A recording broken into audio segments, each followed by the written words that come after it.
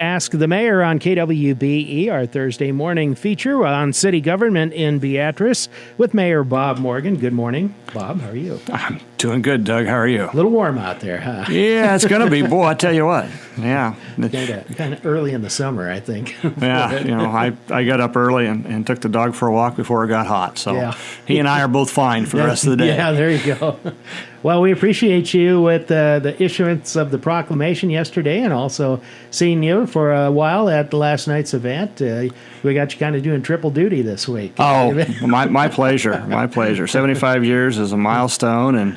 And again, for everything you guys do to keep the news and also the weather and the storm alerts, out there. I thought it was kind of fun to listen to some of the interviews of some of the, at that point in time, they were kids. Yeah. 17, 18, 19 that were working. And I remember one of the interviews, the kid said, yeah, it was really kind of fun to come in on those stormy nights. I'm sure you're past that now. It's fun to a point, but then after there's so many of them, you're like, oh, not again. And I think he said something about he was able to push the button for the warning system. Yeah. And he said that was kind of a thrill for a 17 or 18-year-old. Yeah, we used to have the little alert tone thing that went by the wayside. Now there's just all kinds of other things that happen, and things have changed quite a bit in coverage of it. A lot more automation and things, and so what a change, I'll tell you. And hopefully we're hoping not for bad weather. No, that's right.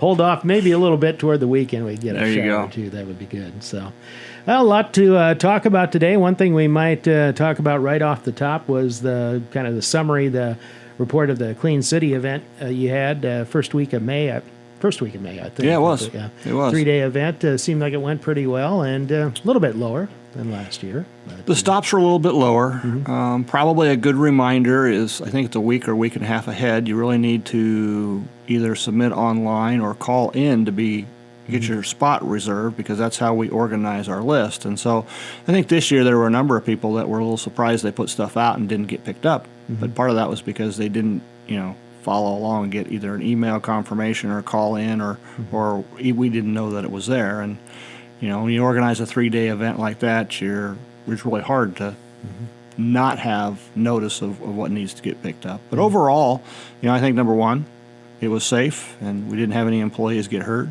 Number two, tonnage was up. I think we took, which is a good sign, because one of the other things about the Clean City, we're looking for those larger items that are hard to get rid of. Furniture, some of those things that are just hard to get rid of. When you get a new one or whatever, it's really not for daily trash. Yeah. And so we don't pick up the daily trash, but we pick up the big items. And I think that kind of led to why the tonnage was up, because there was a number of big items. Now, I don't know if that's because the Great American Swap Meet wasn't as effective as it's been in the past. Maybe the prices were down for items, or it could have been. But anyway, I think every year that they do that, they get a little more refined. You heard Jason Moore say that this year they used some roll-offs on trucks, so we'll put 4 yards worth of items in there rather than a yard or so, and so we're getting more efficient. Of course, technology comes in because they do have everybody on their laptop. They know how to route it for the day, and all in all, it was successful. And all in all, I think again, it's just one of those steps that keeps a lot of that stuff we pick up from being in road ditches across the county.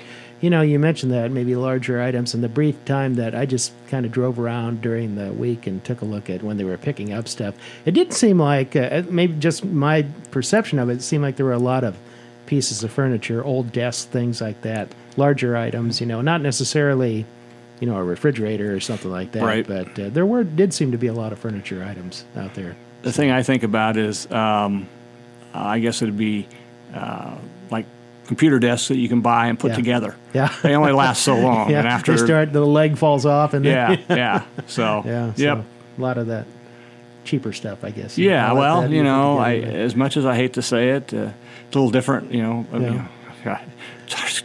Start to feel old every time I come in here, Doug. But used Same to be, here.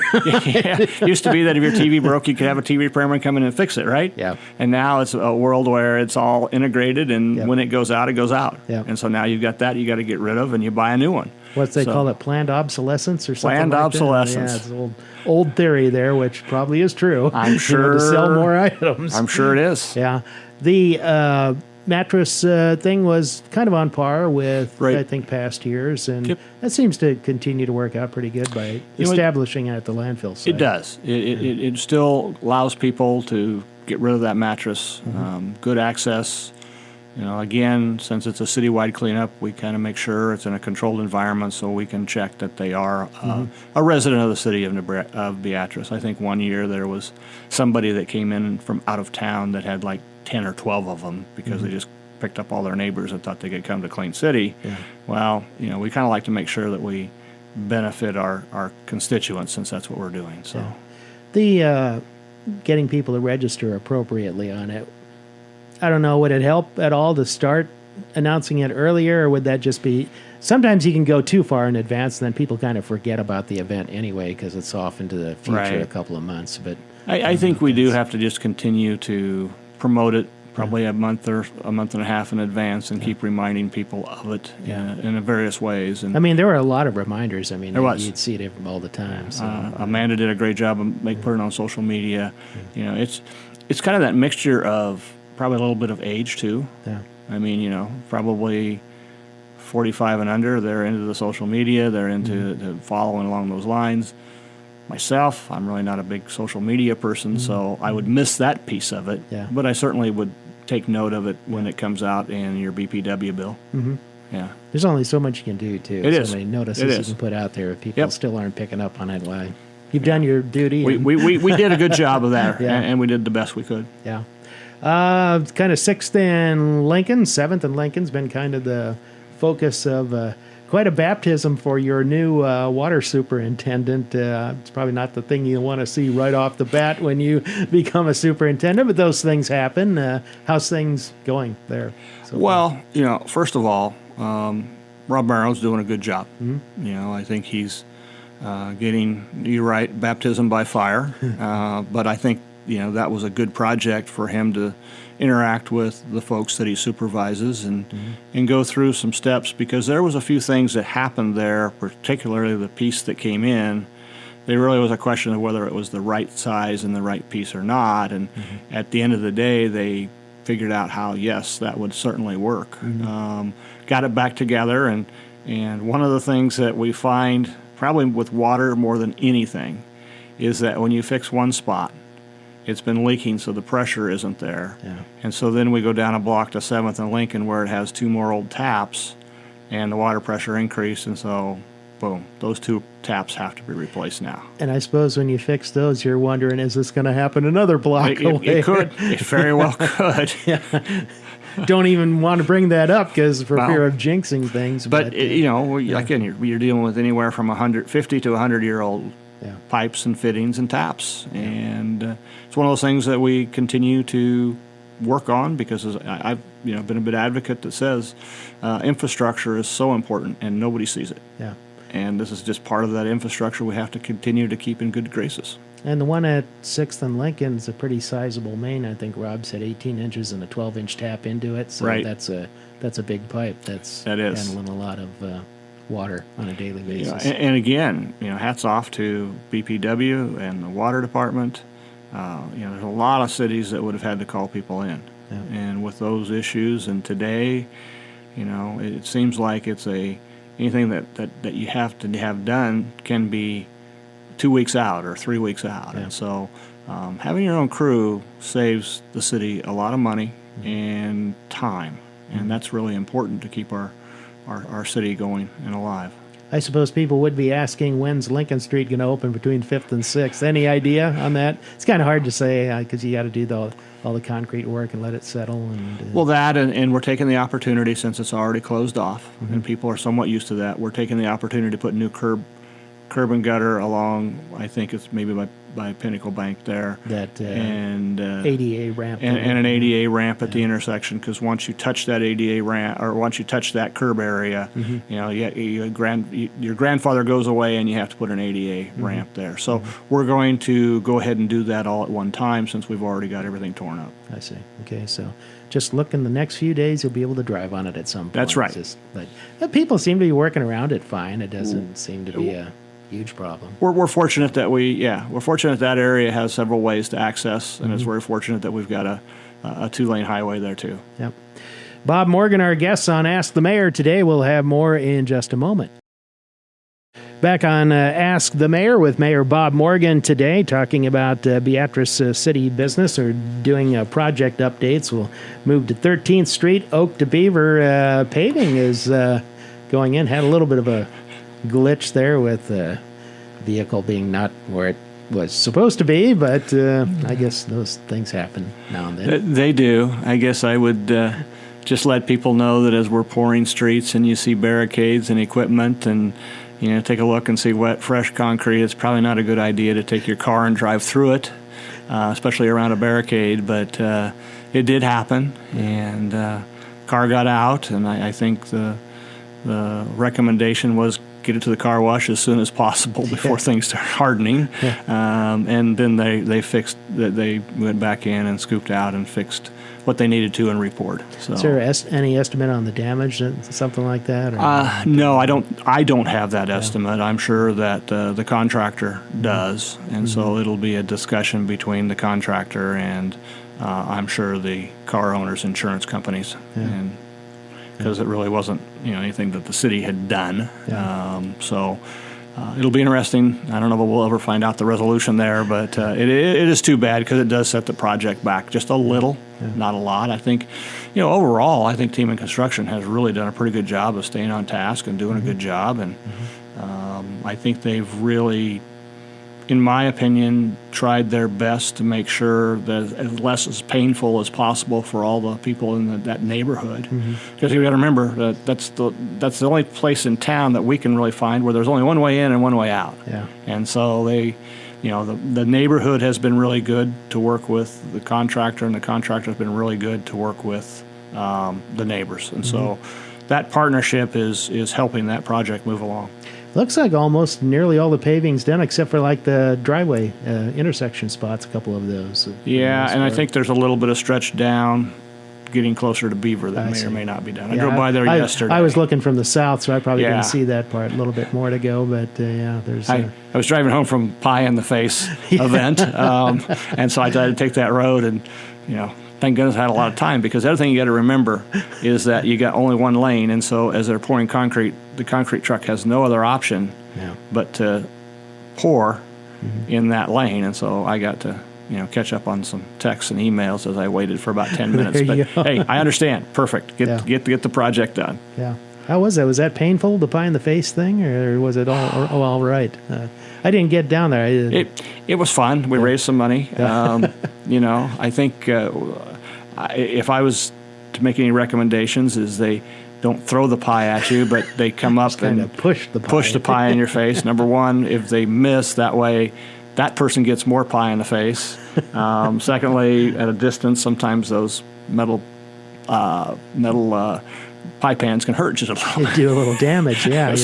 But all in all, it was a good event, and I think all the city council and the city administrator and attorney were really good sports. Yep.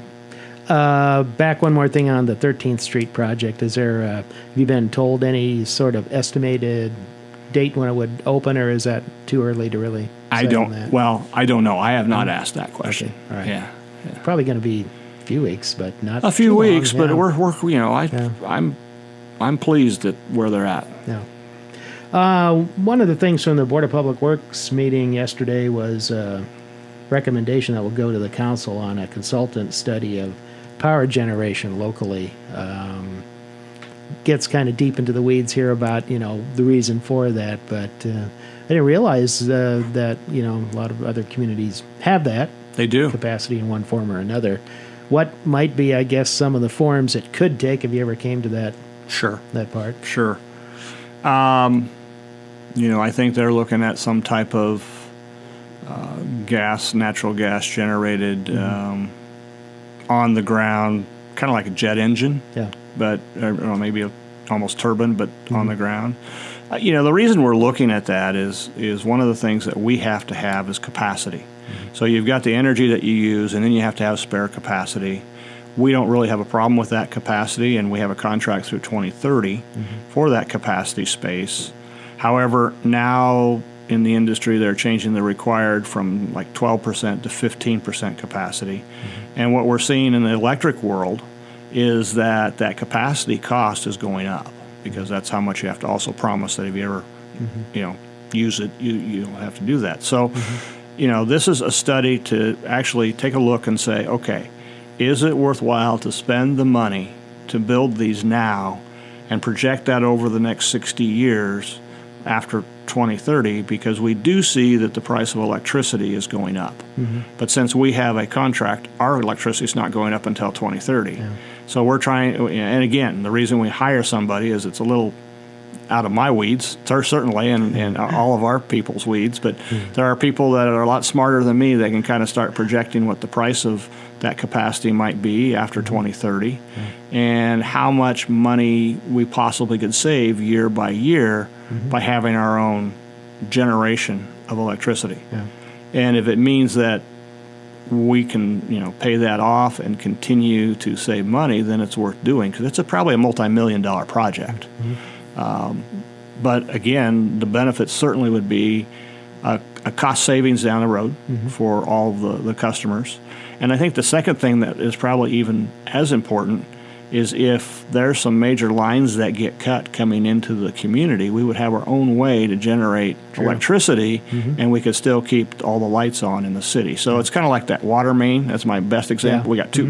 We got two water mains that come into the city. So have some redundancy. We got redundancy. This flip a switch, and wow, we're in business. Yeah. And that can be priceless if you have a natural disaster. Yeah. And you haven't had the city hasn't had a retail rate hike for how many years now is it? Quite a while. Was it 2015? Was that the last one? That was the last one, I think, and we have to continue to look at that. I can tell you that, as you survey around the area, our rates are pretty phenomenal. Even, every part of like the electric company has also an infrastructure cost, and that's pretty low. I've seen some areas where instead of like $5 or $6, it's $30 for some of the other electric companies that I've researched in some of the other states. So again, what we try to do is hold the line as long as we can. That doesn't hurt or jeopardize projects. Yeah. At some point in time, just like everything else, there's not many things that haven't raised since 2015. True. We'll probably have to look at, is it an infrastructure or is it not? Do we hold again? But I don't think you're looking at any drastic increases again for some time, because we locked in that price through 2030. And it's amazing given the inflationary pressures of recent years, which are coming down now, but they were up there in the 7-8% range for a while. So, yeah. Quick update before we take another break here on 33rd and Lincoln Street, the intersection improvements, first phase street improvements there. Kind of sounds like that might be a little later in starting, some things to do, or is it still on schedule for starting this month? We're hoping that still starts this month. I think Black Hills Energy has to move some lines. I think that's what they're kind of waiting on. Contractor, and again, this is just wishful thinking in my opinion, but the contractor would like to see if they could try to knock it out and be done by right before Christmas. Yeah. I think they'd like to get done by December 23rd. Now that would really depend on weather and how much rain you get. And the contractor, when they visited with us, they changed us from a 3-phase project down to a 2-phase project. Oh, I didn't realize that. No. Okay. And so they're going to start on Lincoln Street, and that what they've done is they've included the roundabout in that first phase. I see. And so it won't be a separate phase. They think they can be more efficient and save some time by going, about roughly 26th Street all the way to the roundabout. And then the next section they would have to do then would be the 33rd Street. I see. But they would do all of Lincoln Street to begin with? Yes. Because there were 3 phases. Because I know there was the difficulty with the access to Christ Community Church as far as the lot. Both Yeah, sides. they'll have to go back and do that piece, but Yeah, they don't okay. really. That's a smaller piece I that see. they don't really consider as part of the phase. But I see. yeah, Okay. yeah, All right. yep. Back to wrap up Ask the Mayor in just a moment with Mayor Bob Morgan.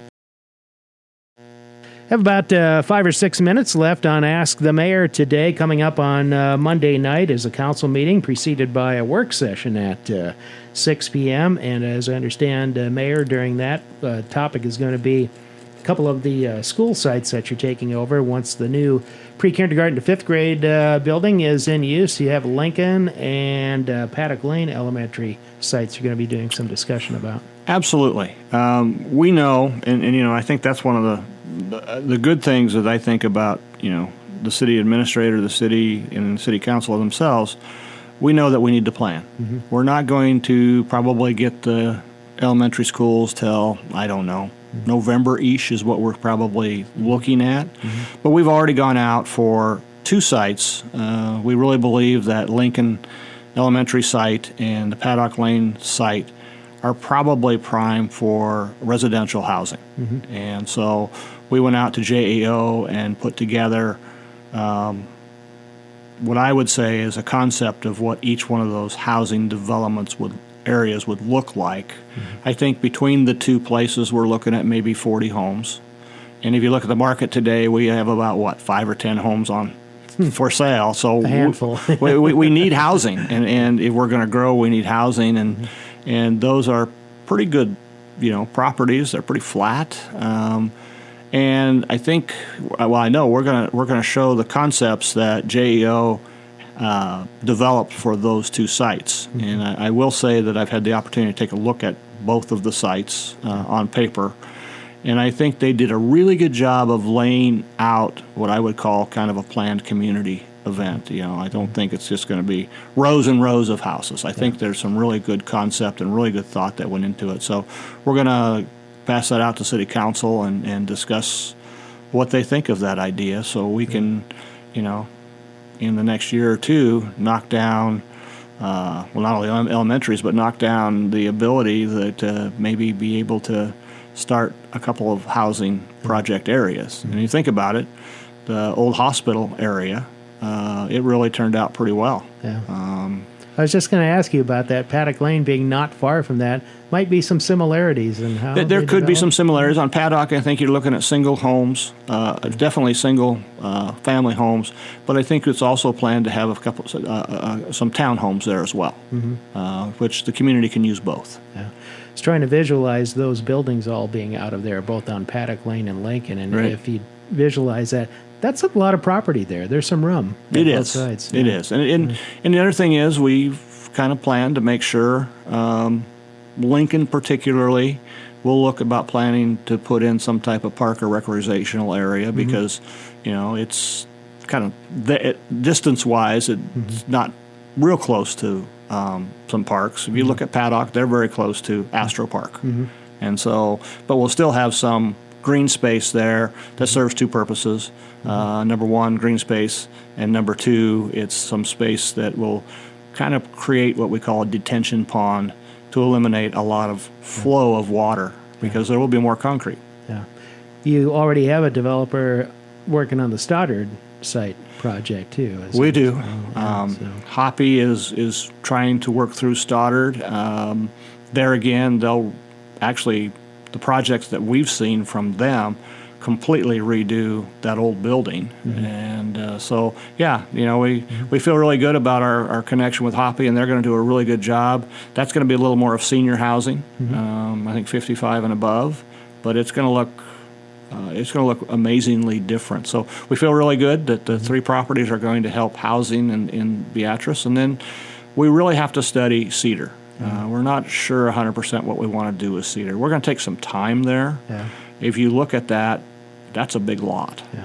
So what is the best for that area? Site of the old preschool that will be moving out to the elementary building. So, one of the things we've talked about is kind of holding off, and it's a building that you certainly could, I guess for lack of a better word, mothball for a year or 2. Yeah. And then kind of learn what we've done right or wrong on Lincoln and Paddock, and then go back and say what's the feasibility and what's the best thing that we can do with the Cedar property. About a minute left. Anything of note on the council agenda? I haven't seen it yet, but the regular council meeting. We're going to discuss and probably hopefully the rest of the city council will embrace the study for the local energy generation. That'll be one of the discussions. And then we got the 3 annexation final votes coming up. And then I think on city city reports, we'll have the city administrator report, and then I think Jason's coming in to do a full review of the Clean City. Yeah.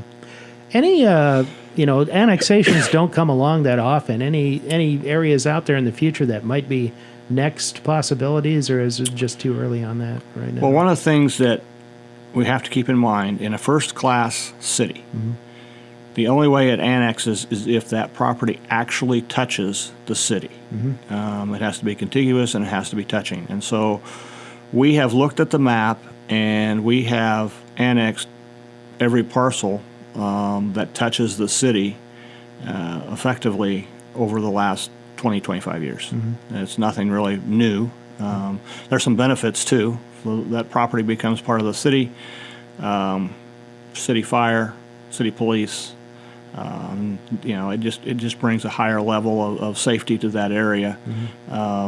What I think, this property here, when you annex that, then other properties would touch it, and then we'd have to explore, do we annex those? Okay. And so this one is kind of a unique property because half of that property is in the city, half of the property's in the county. I see. And so when you go to the tax people, how do you tax that? Yeah. And so there's several issues that would be really cleaned up and be a benefit. All right.